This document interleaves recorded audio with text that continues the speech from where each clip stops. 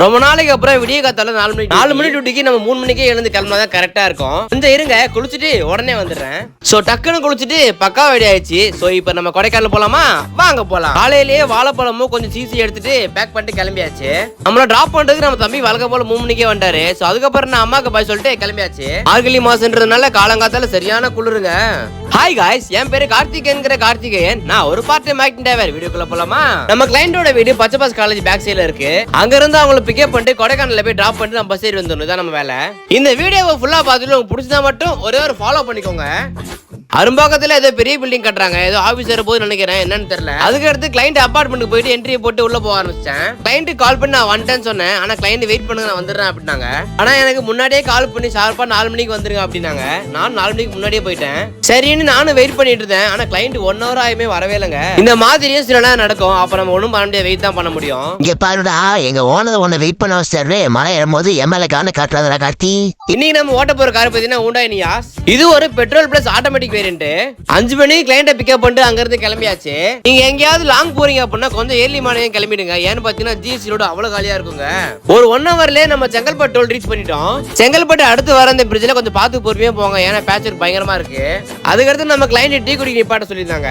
So அதுக்காக திருவசந்த model நிப்பாட்டியாச்சு. ஆனா முன்னாடி எங்க இட்லி கடை தான் இருந்தது. புதுசா லான்ச் பண்ணிருந்த கவர்மெண்ட் வால்வோ பஸ் பார்க்கவே சூப்பரா இருந்ததுங்க. உள்ள போயிட்டு ஒரு அருமையான காஃபியை குடிச்சிட்டு அங்க இருந்து கிளம்பியாச்சு. கிளைண்ட் வீட்டுல இருந்து கொடைக்கானல் 520 கிலோமீட்டர் வருது. அதுக்கடுத்து நம்ம கிளைண்ட் மார்னிங் பிரேக்ஃபாஸ்ட் நிப்பாட்ட சொல்லியிருந்தாங்க. அதுக்காக பெரம்பலூர்ல இருக்க அஸ்வின் ஹோட்டல்ல ஸ்டாப் போட்டாச்சு. சாப்பிட்டுட்டு அங்க இருந்து கிளம்பியாச்சு. அதுக்கப்புறம் நான் ஸ்டாப்பா டிரைவ் பண்ணி ஒரு 11:30 போல நம்ம திருச்சிக்கிட்ட ரீச் ஆயிட்டோம்.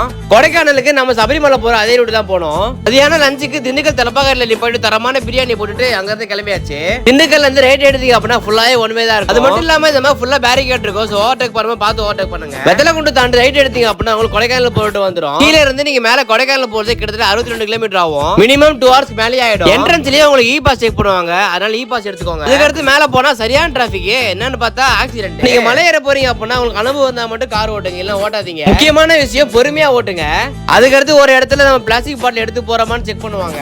நாங்க ஒரு பிளாஸ்டிக் பாட்டில் வச்சிருந்தோம், எங்களுக்கு 60 ரூபாய் ஃபைன் போட்டிருந்தாங்க. அதுக்கப்புறம் மறுபடியும் டிராபிக். என்னன்னு பார்த்தா பெரிய மரம் விழுந்துருந்துங்க. அதுக்கப்புறம் நம்ம சில்வர் வாட்டர் பாஸ் கிட்ட வந்தாச்சு. தண்ணி கம்மியா தான் போயிட்டு இருந்தது.